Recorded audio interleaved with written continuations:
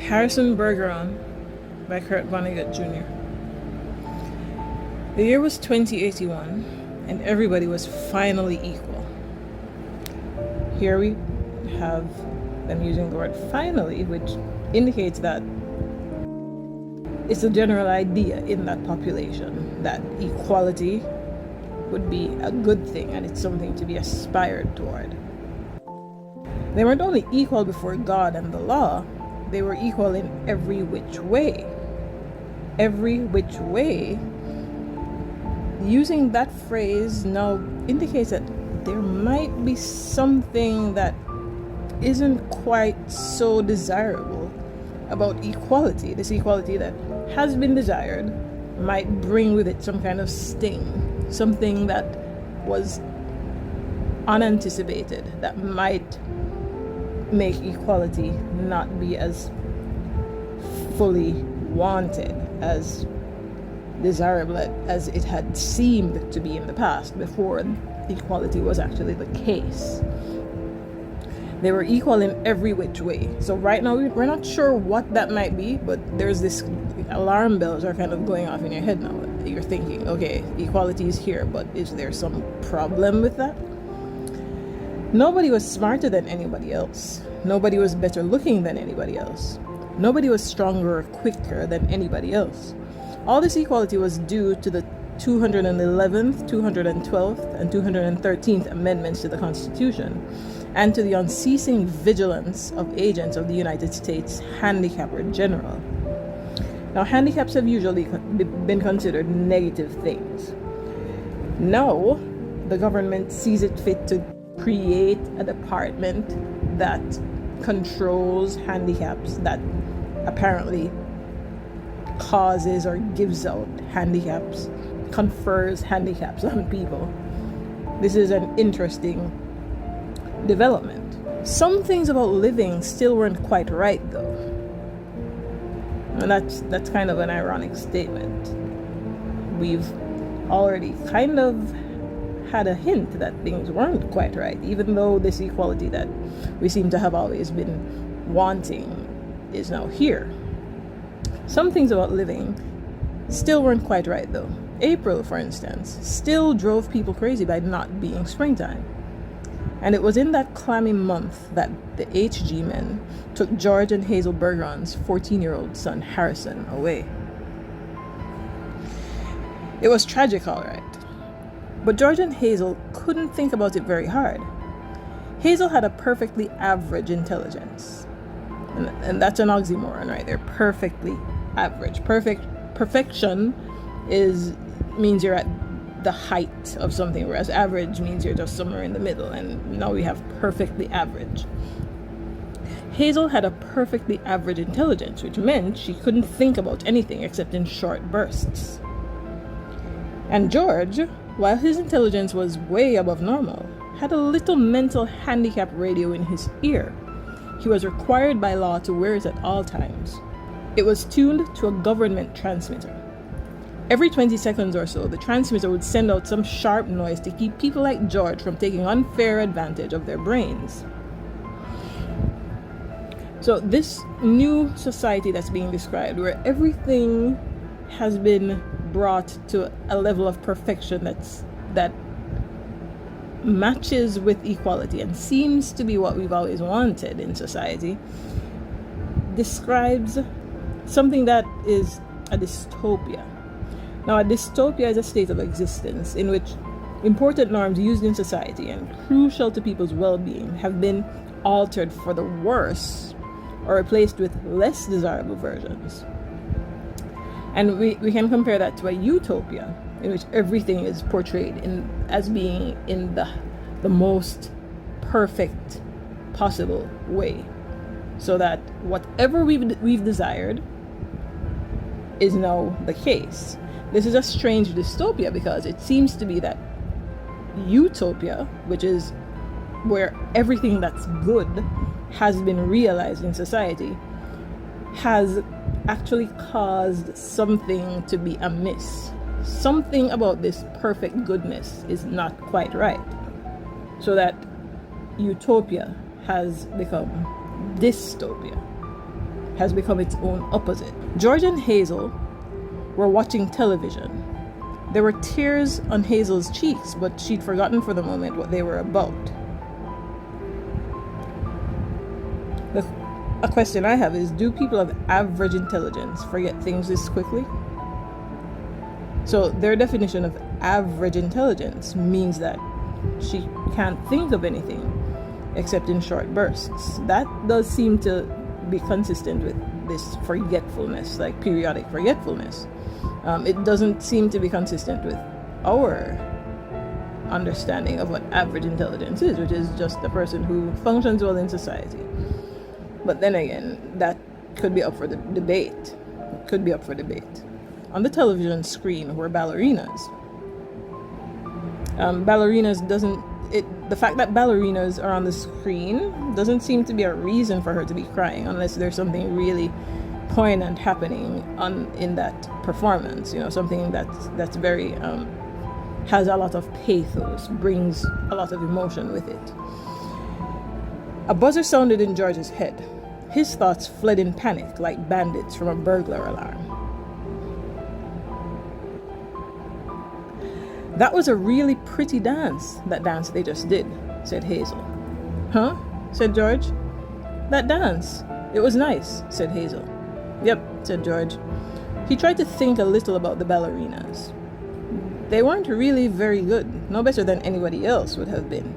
Anyway, they were burdened with sash weights and bags of birdshot. These are handicaps. So they were burdened with sash weights and bags of birdshot, and their faces were masked so that no one, seeing a free and graceful gesture or a pretty face, would feel like something the cat drug in. George was toying with the vague notion that maybe dancers shouldn't be handicapped. But he didn't get very far with it before another noise in his ear radio scattered his thoughts. A question we could pose here is, what does concentration have to do with the advantage that above average intelligence persons can provide? Persons with above average intelligence. How does concentration help them to progress? George winced. So did 2 out of the 8 ballerinas.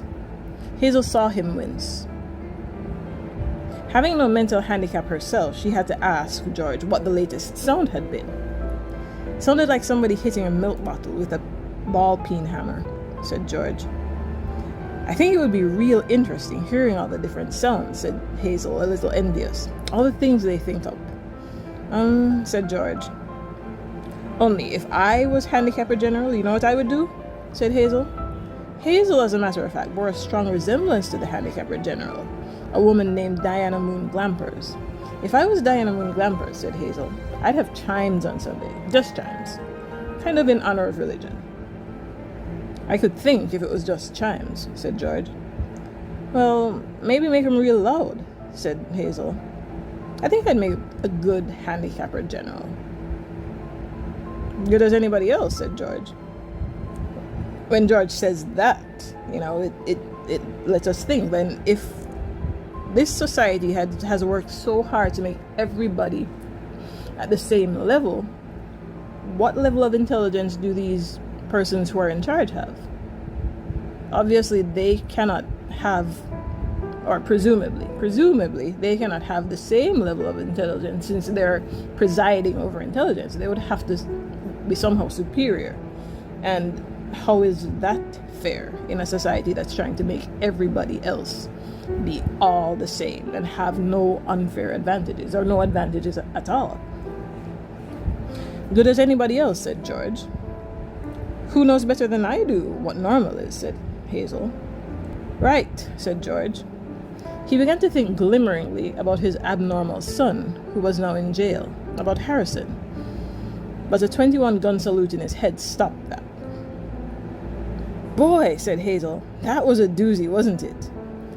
It was such a doozy that George was white and trembling, and tears stood on the rims of his red eyes. 2 of the 8 ballerinas had collapsed to the studio floor and were holding their temples. All of a sudden you look so tired, said Hazel. Why don't you stretch out on the sofa so as you can rest your handicap bag on the pillows, honey bunch? She was referring to the 47 pounds of birdshot in a canvas bag, which was padlocked around George's neck. So not only is George kind of mentally and intellectually handicapped by all those interrupting sounds that keep going off in his head, but the Handicapper General Department finds it necessary also to handicap him physically. Now, he hasn't been described as having physical advantages, so why would it be necessary to handicap him physically when his advantage is an intellectual advantage? Go on and rest the bag for a little while, she said. I don't care if you're not equal to me for a while. George weighed the bag with his hands. I don't mind it, he said. I don't notice it anymore. It's just part of me. You've been so tired lately, kind of wore out, said Hazel. If there was just some way we could make a little hole in the bottom of the bag and just take out a few of them lead balls. Just a few. 2 years in prison and $2,000 fine for every ball I took out, said George. I don't call that a bargain. I was wondering if maybe George's son, Harrison, is in prison because he tried to remove his handicap. I mean, the story doesn't say that, but that's one conjecture, I guess. If you could just take a few out when he came home from work, said Hazel. I mean, you don't compete with anybody around here. You just sit around. If I tried to get away with it, said George, then other people would get away with it. And pretty soon we'd be right back to the Dark Ages again, with everybody competing against everybody else. You wouldn't like that, would you? And here, competition, it's useful to think of the Darwinian concept of competition, where the species grow and evolve as a result of the survival of the fittest. So the species that are most competent to survive in an environment are the ones that survive and get to produce offspring.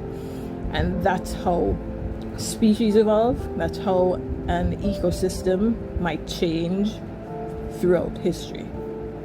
So, yeah, think about Darwin and the idea that this society is trying to guard against that kind of competition, and how removing competition might actually work against the improvement of the human species. You wouldn't like that, would you? I'd hate it, said Hazel. There you are, said George. The minute people start cheating on laws, what do you think happens to society? If Hazel hadn't been able to come up with an answer to this question, George couldn't have supplied one. A siren was going off in his head.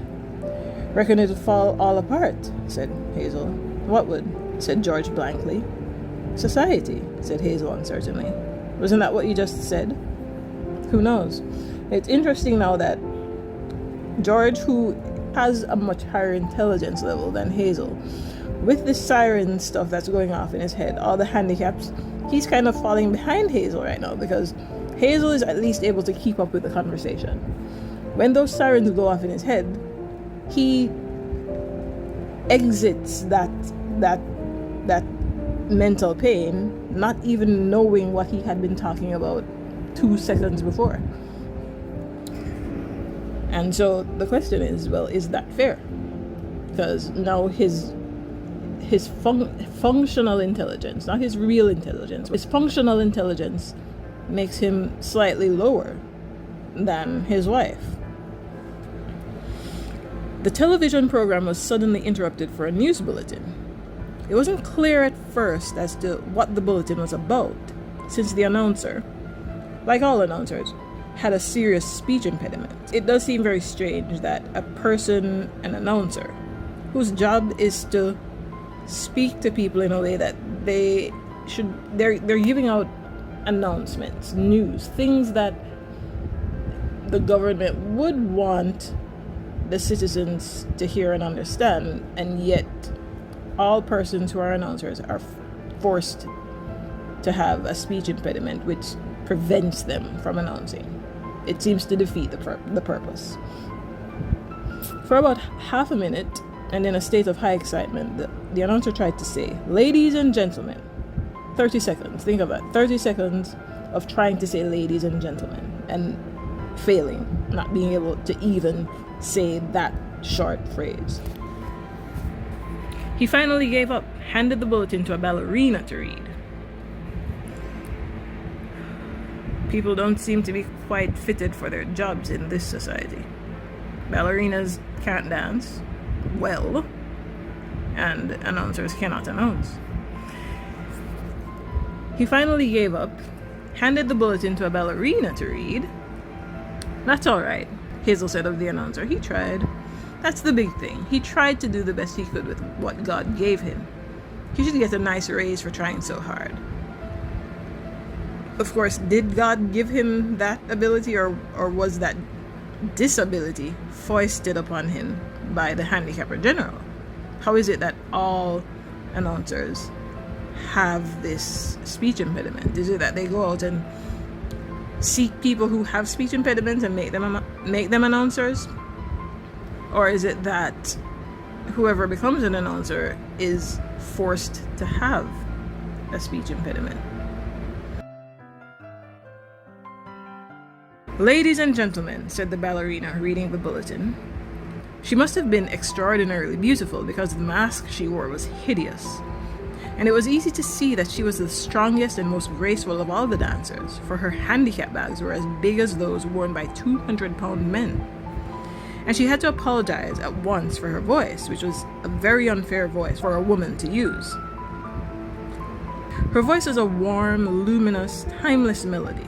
"Excuse me," she said, and she began again, making her voice absolutely uncompetitive. "Harrison Bergeron, age 14, she said in a grackle squawk, has just escaped from jail, where he was held on suspicion of plotting to overthrow the government. He's a genius and an athlete, and is under-handicapped, and should be regarded as extremely dangerous." Being under-handicapped in this society is apparently akin to the way persons are armed in our society. In our society, a person who is a threat to society would be described as armed and dangerous. Harrison Bergeron, threat to this society, is described as under-handicapped and dangerous. A police photograph of Harrison Bergeron was flashed on the screen, upside down, then sideways, upside down again, then right side up. It makes you wonder about the intelligence level of the persons doing the broadcast, unable to place a photograph right side up immediately, or even almost immediately. They have to have several tries before they're able to put the photograph right side up. The picture showed the full length of Harrison against a background calibrated in feet and inches. He was exactly 7 feet tall. So the word calibrated there just means marked off. The notches that you might find on a ruler, those little notches are the calibrations. So the background is calibrated in feet and inches to show exactly how tall Harrison is, and he's 7 feet. The rest of Harrison's appearance was Halloween and hardware. Nobody had ever borne heavier handicaps. He had outgrown hindrances faster than the HG men could think them up. So think of the way we outgrow our clothes when we're growing. He outgrows his handicaps, his mental handicaps because he's a genius, as well as his physical handicaps because he is a very strong giant. Instead of a little ear radio for a mental handicap, he wore a tremendous pair of earphones and spectacles with thick, wavy lenses. The spectacles were intended to make him not only half blind, but to give him whanging headaches besides. So his spectacles are, in our world, spectacles improve our sight. In this world, spectacles make our sight worse if we happen to have good eyesight. Excellent eyesight, 20/20 vision, is apparently anathema. Anathema. Something to be avoided. Something like a curse in this society. Scrap metal was hung all over him.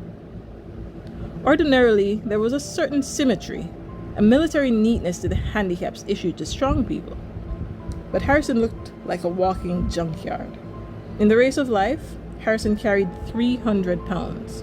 So he had a 300-pound handicap? Is that what this means? His handicap amounted to 300 pounds. Or was he 300 pounds in weight, being a very large man, very strong man, and then requiring a handicap that would offset those 300 pounds? It's not very clear. So either he's 300 pounds just naturally, or whatever his weight, he carries a 300-pound handicap. And to offset his good looks, the HG men required that he wear at all times a red rubber ball for a nose, keep his eyebrows shaved off, and cover his even white teeth with black caps at snaggletooth random. So he's strong, he is intelligent, and he's handsome. So they've made him weak, unintelligent, and ugly. Well, they've tried. They haven't really succeeded in doing perhaps any of those things. If you see this boy, said the ballerina, do not, I repeat, do not try to reason with him. Well, presumably if they tried to reason with him, he would win, because his intelligence, though handicapped, is still far above the average that is required of everybody else. There was a shriek of a door being torn from its hinges. Screams and barking cries of consternation came from the television set. The photograph of Harrison Bergeron on the screen jumped again and again, as though dancing to the tune of an earthquake. So note, consternation means confused amazement or fear. George Bergeron correctly identified the earthquake, and well he might have, for many was the time his own home had danced to the same crashing tune.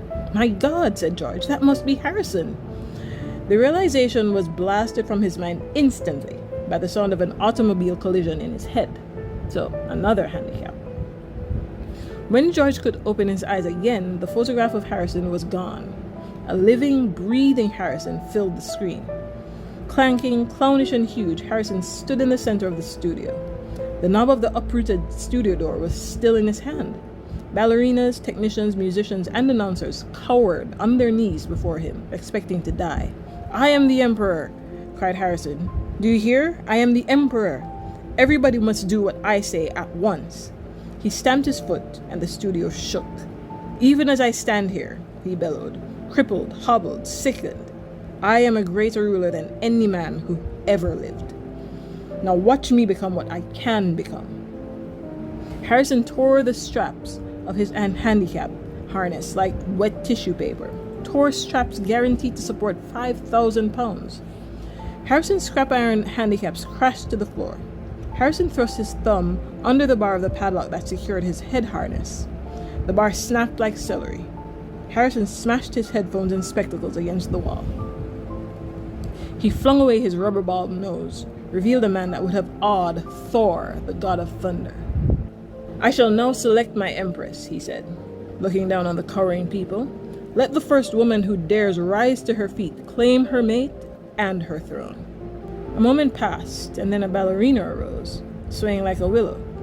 Harrison plucked the mental handicap from her ear, snapped off her physical handicaps with marvelous delicacy. Last of all, he removed her mask. She was blindingly beautiful. Now, said Harrison, taking her hand, shall we show the people the meaning of the word dance? Music, he commanded. The musicians scrambled back into their chairs, and Harrison stripped them of their handicaps too. Play your best, he told them, and I'll make you barons and dukes and earls. The music began. It was normal at first. Cheap, silly, false. But Harrison snatched two musicians from their chairs, waved them like batons as he sang the music as he wanted it played. He slammed them back into their chairs. The music began again and was much improved. It's interesting to think that the way this society has made everybody the same and everybody perfectly average, it's almost as though the stage has been set for any one person who happens to have an advantage and just happens to escape the discipline of the society, that discipline that removes any advantage and handicaps you. Anybody who manages to escape would be able to rise up and rule, because they'd be able to dominate everybody else in the society. It's almost as though handicapping everyone has created a general handicap for the society that can be exploited by anyone who manages to gain even the smallest advantage. Harrison and his empress merely listened to the music for a while, listened gravely, as though synchronizing their heartbeats with it. They shifted their weights to their toes. Harrison placed his big hands on the tiny girl's waist, letting her sense the weightlessness that would soon be hers. And then, in an explosion of joy and grace, into the air they sprang. Not only were the laws of the land abandoned, but the law of gravity and the laws of motion as well.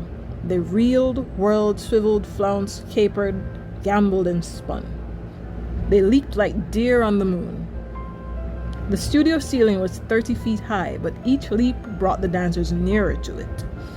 It became their obvious intention to kiss the ceiling. They kissed it. And then, neutralizing gravity with love and pure will, they remained suspended in the air, inches below the ceiling. And they kissed each other for a long, long time.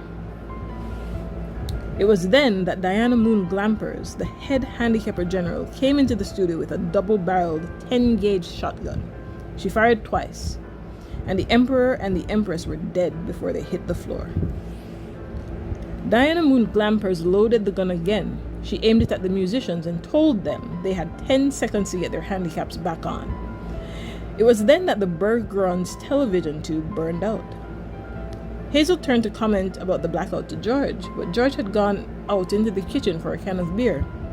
George came back in with the beer, paused while a handicap signal shook him up, and then he sat down again. "You been crying?" he said to Hazel. "Yep," she said. "What's about?" he said. "I forget," she said. "Something real sad on television." "What was it?" he said. "It's all kind of mixed up in my mind," said Hazel. "Forget sad things," said George. "I always do," said Hazel. "That's my girl," said George. He winced. There was a sound of a riveting gun in his head. "Gee, I could tell that one was a doozy," said Hazel. "You can say that again," said George. "Gee," said Hazel, "I could tell that one was a doozy." And that's funny, of course, because when a person says you can say that again, naturally, they don't really mean you should actually do it. So the story ends on a note that reinforces the averageness, or even the below averageness, of Hazel's intelligence, and kind of emphasizes how doomed George is to remain in an intellectual state that is actually beneath his intellectual level. And you can extend that idea that judgment can be extended to the society, which is now doomed to continue in its averageness, in its mediocrity.